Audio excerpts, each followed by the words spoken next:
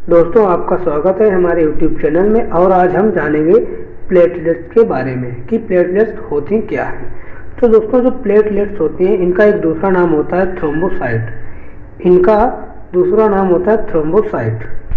तो दोस्तों, अब ये हमारी बॉडी में बनती कहाँ पे है? जो ये प्लेटलेट्स होती हैं वो हमारी बॉडी में बनती हैं बोन मैरो में। बोन मैरो, एक बोन का मतलब होता है हड्डी, उसके अंदर एक खोखला पार्ट होता है, उसमें बनती है बोन मैरो।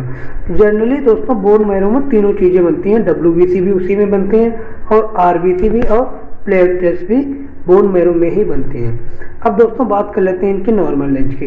दोस्तों, जो प्लेटलेट्स होती हैं इनकी नॉर्मल रेंज होती है 1.5 लाख से 4 लाख तक।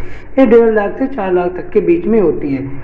अब दोस्तों, यदि क्या होगा कि ये प्लेटलेट 1.5 लाख से कम हो जाए और 4 लाख से ज़्यादा हो जाए तो हमारी बॉडी में होता क्या है?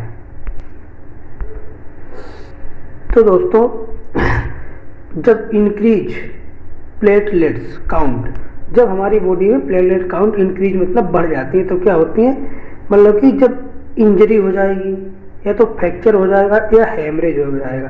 तो दोस्तों, यहाँ पे हेमरेज जो होता है उसका मतलब होता है इनसाइड द बॉडी, मतलब बॉडी के अंदर ब्लड बहना, इसको हम कहते हैं हेमरेज।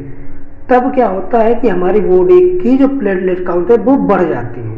यहाँ पे लिखा है इंक्रीज प्लेटलेट काउंट, मतलब इंजरी मतलब चोट लगना, फ्रैक्चर होना मतलब हड्डी का टूटना, और हेमरेज मतलब इनसाइड द बॉडी, मतलब कि बॉडी के अंदर खून का बहना। तो दोस्तों, ये तो बात हो गई है कि जब हमारी प्लेटलेट बढ़ती है तब की।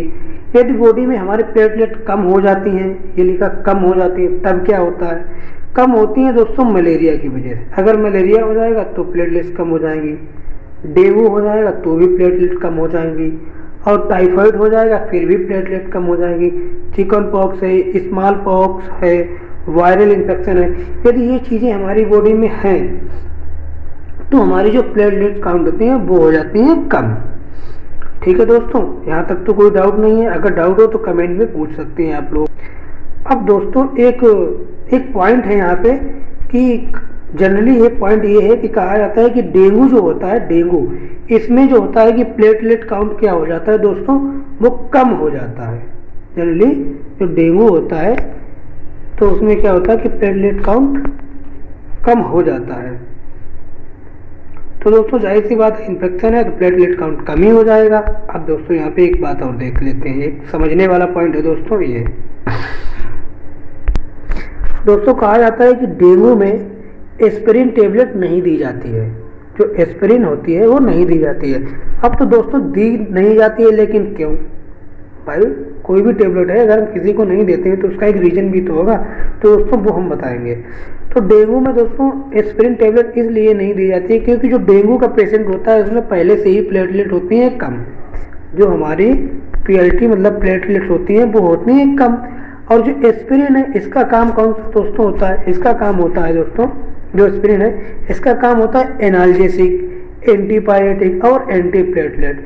क्योंकि जो डेंगू का पेशेंट है उसमें प्लेटलेट्स तो पहले से ही कम है, ऊपर से हम उसको एस्पिरिन खिला देंगे दोस्तों, तो हमारी जो प्लेटलेट जो पहले से बन रही थी, या डेंगू के पेशेंट है उसमें प्लेटलेट जो कम थी, तो ये एस्पिरिन क्या करेगा, उन प्लेटलेट्स को डिक्रीज कर देगा। डिक्रीज मतलब तोड़ देगा, तो वो प्लेटलेट हो जाएंगी कम।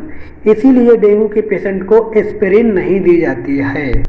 तो दोस्तों, अगर आपका हमारा वीडियो अच्छा लगा हो तो हमारे चैनल को सब्सक्राइब करें, और वीडियो ज़्यादा ही अच्छा लगा हो तो लाइक भी कर दें।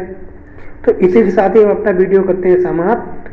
थैंक यू दोस्तों, मिलेंगे नेक्स्ट वीडियो में। Thank you so much.